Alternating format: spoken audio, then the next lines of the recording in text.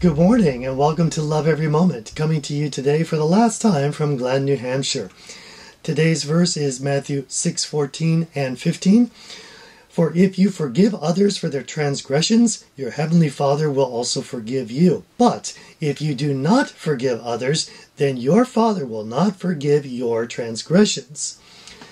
This is the first explanation that comes right after the Lord's Prayer, and the Lord is expounding on verse 12, forgive us our debts as we have also forgiven our debtors.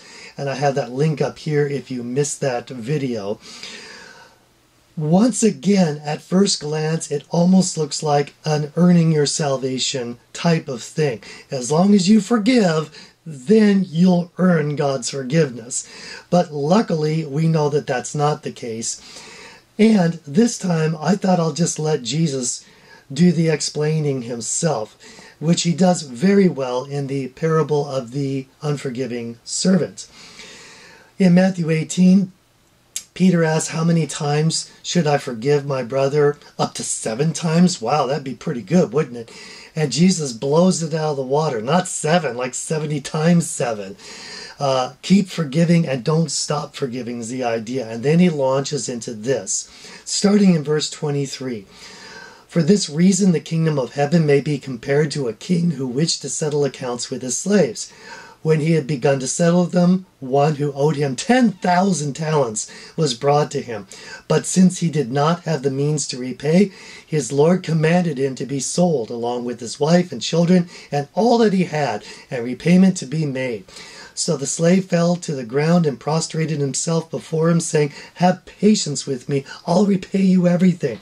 And the Lord of that slave felt compassion and released him and forgave him the debt.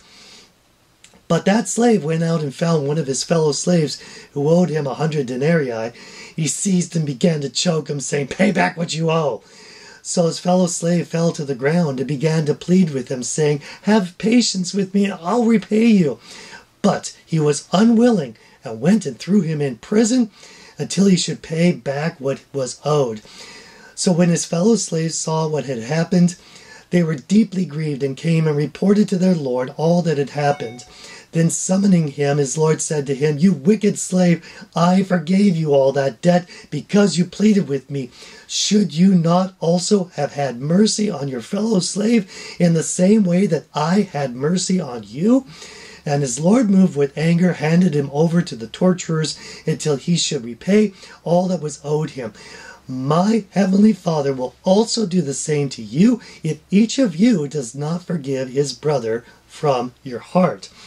Now there's several things to take away from this. First of all, the slave owed more than he could possibly repay. He had no means to repay, so this was an impossibility what he was asking. He was asking, give me time and I'll repay. He could not. The Lord knew he could not repay it, and out of compassion forgave him. Now this slave did nothing, zero, to earn this forgiveness, but the Lord moved on this forgiveness out of his heart. So the Lord forgave this slave first of all. However, this slave went about as if the Lord granted his first wish, give me time and I'll repay you. So he goes to another slave and demands his money back, again thinking he's going to still pay back this slave, or pay back this Lord. So the first slave, never really accepted the forgiveness. He went about as if he's still going to somehow earn his forgiveness, which he could never do. And that's why he treated this slave with no compassion at all. And then as a result, the Lord, who had forgiven him, said, okay, that's off. It's off the table now. I'm taking it back and you're going to prison, going to be tortured. So this is the idea for us.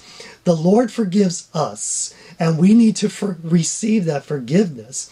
As a result, we will take on the Lord's characteristics of being a forgiving person with others. That's how it works. And then the forgiveness stays, and it won't be taken away. And that's why we need to love every moment, because then we're going to love every moment. I'm your average wretch, and I hope you have a great week.